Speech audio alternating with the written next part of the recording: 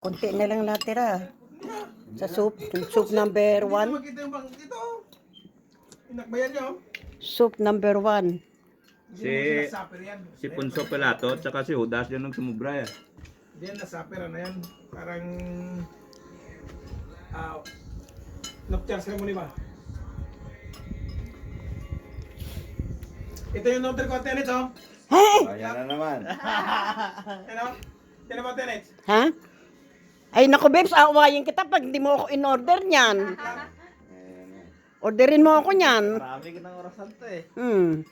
Puta isang relo doon sa kwarto, ang dami. Na puno na ng wall natin ng relo doon. Ayaw. Minsan nakakasal kasi marinig mo na eh. Ganun ba? Tulog mo.